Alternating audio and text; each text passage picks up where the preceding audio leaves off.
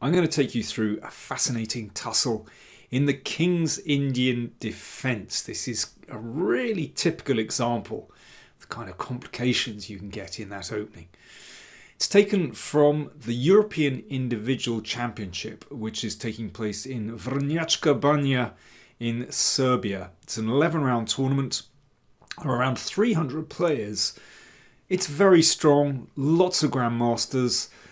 I'm going to be dipping in on the tournament over the next week or so. It looks like a great event actually.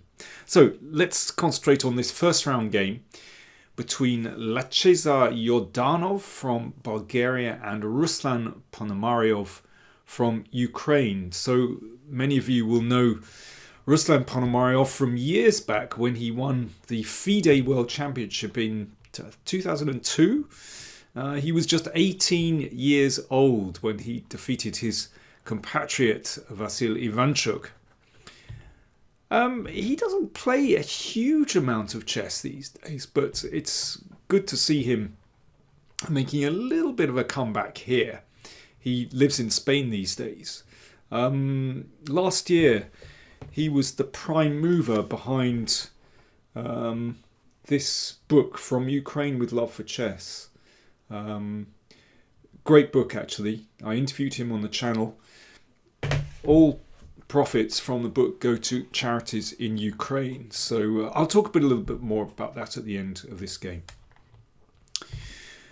King's Indian defence. You know, it's tough. So Ponomariov is rated over 300 points higher than his opponent. But these days when, people know their theory so well, it's sometimes hard to generate winning chances. So it's interesting to see Ponomariov playing a King's Indian. At the top level, slightly risky opening, but it does keep tension in the position. Now, you could say the main line here is to play e5 and then knight c6. But Ponomariov wants to keep more tension in the position. I mean, one problem with this is that, of course, white can exchange off. But also, these lines, for example, in the bayonet, are very well known. So Ponomariov plays knight d7, which obviously prevents white from exchanging queens on the d file.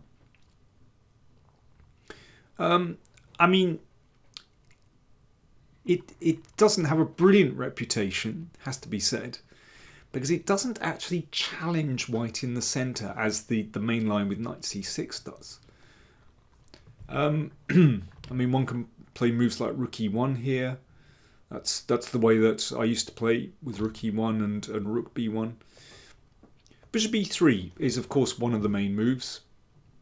Personally, I don't like to commit this bishop at such an early stage in the game if it isn't necessary. But it's, of course, a very decent move. So the queen comes out and there's some kind of pressure on e4. So queen c2, protecting this, and c6, guarding the d5 square. Rook d1. Rook in the middle, all looks good. Rook e8, so more pressure here. And therefore white closes the position with d5. And black completely closes with c5. So we've got a locked centre, which means that play is going to come usually on the b file or perhaps the f file, somewhere on the king side.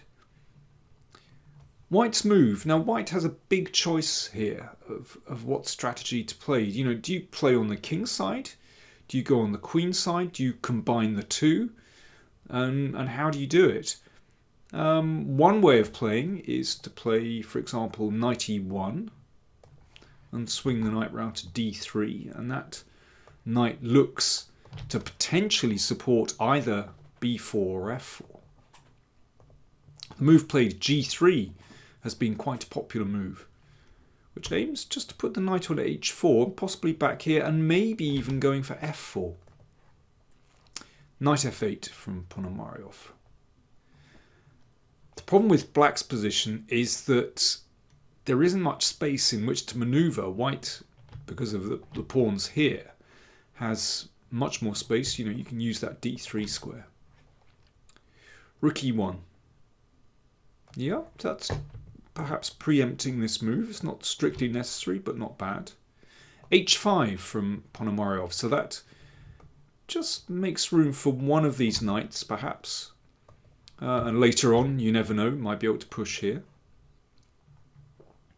I think white should be consistent here and play knight h4, but queen c1 played, taking some kind of control on this diagonal. Knight h7, swinging around, but it's not absolutely clear what black is intending. Knight h4, the knight does come there. And now king h8. Tight manoeuvring going on. There's no pawn break at the moment. I think, you know, a move like f4 would be inadvisable because black controls that g4 square. f3. Speaking of g4, that pawn move covers.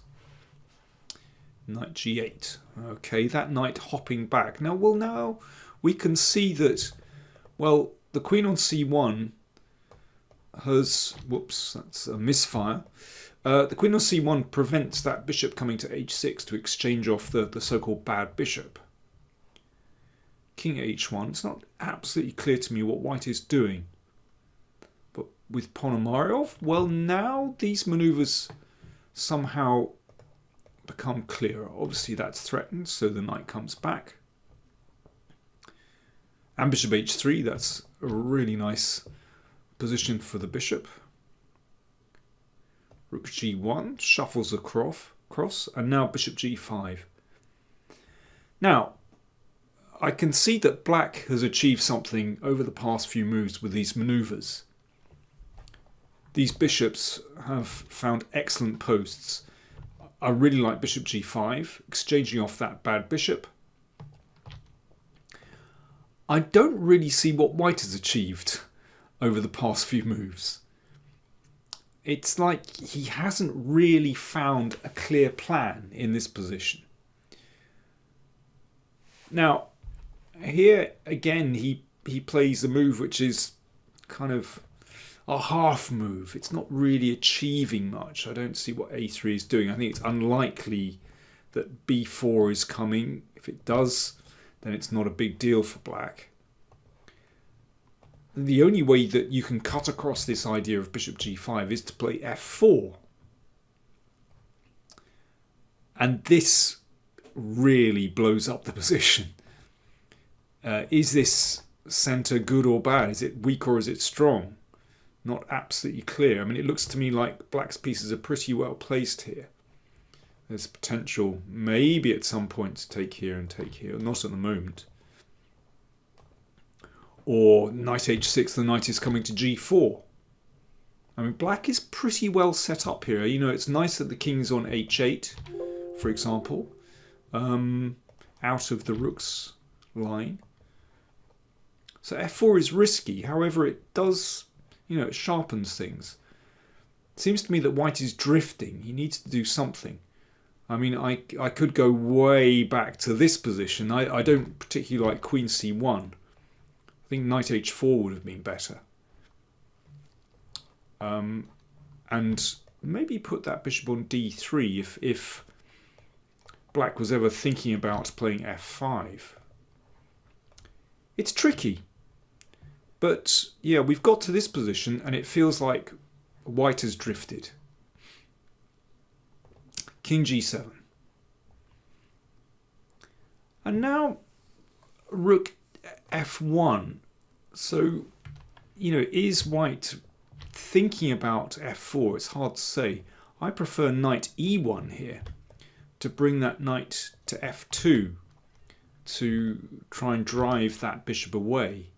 That feels like a much better maneuver, although I think black is fine because of the exchange of these bishops.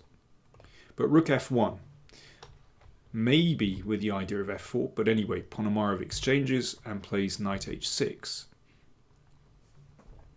These pieces are well set up.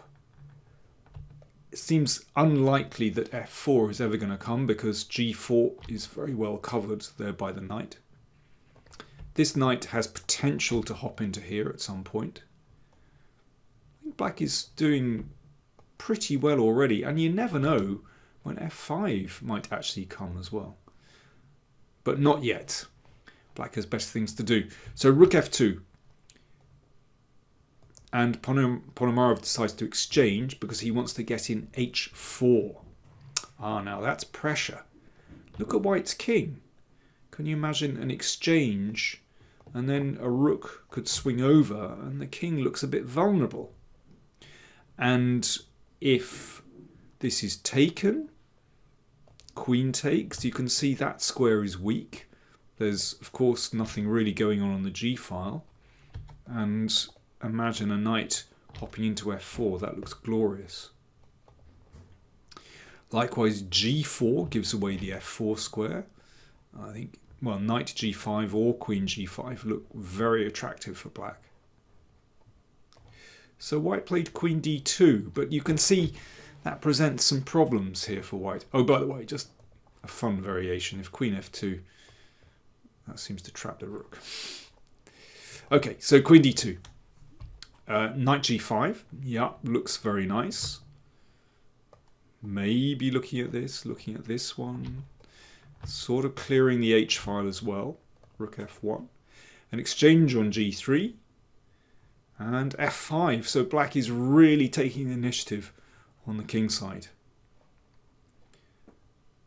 It seems to me that Ponomariov has played with real purpose over the past 10 moves or so. To a real contrast with white. If that's exchanged, then those knights look fantastic. That knight on f5, looking at some very sensitive spots in white's position, and the rook coming to h8. So rook h2, rook h8, king here, rook f8. There's no need to charge in yet. Very good move, just building up nicely. And f4. Excellent stuff. This presents an enormous problem for white. It's not possible to close the position because of knight takes g4, this typical sacrifice. And after this, f3 check, and actually this is decisive. Check, and that wins the queen. Or king g1, and the queen comes in, and that's going to be mate on the h file. Problem for white. So white exchanges, and knight e2. The rook comes back, but these squares are weak around the king. That's f3 is also vulnerable as well. But now this knight in particular needs to shift to another square. You can see these squares are blocked. So that knight is maneuvered round. I mean, the nice thing is that black has time here. You know, this weakness on f3 and the f4 square, those are chronic weaknesses. White can't solve those. But let's see how Pono does it. He doesn't panic. It's really nice, actually. Queen h8. So just making sure that everything is protected there. Queen e1. Rook takes. And a rook h8. He's just happy to exchange pieces. Wow. He's confident he can, win technically. Well, let's have a quick look. So here, white played queen h1, which was a mistake. But let's see about rook takes. And queen h1. So how is black going to win this? Well, queen here. Let's say queen e1. Okay, b6, that's going to prevent a queen coming here in this position. Queen f6, attacking this one.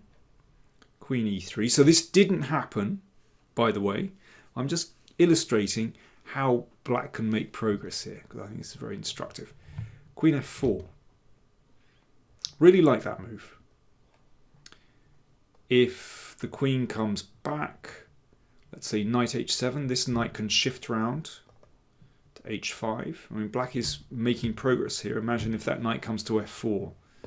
Very dangerous. And if queen takes, the knight reaches that fantastic position on e5. Still no breakthrough, but that knight can shift around here, and then the g-pawn could start to advance. You can see that black is making progress here. You know, just by conquering these dark squares, that knight on e5 is absolutely superb.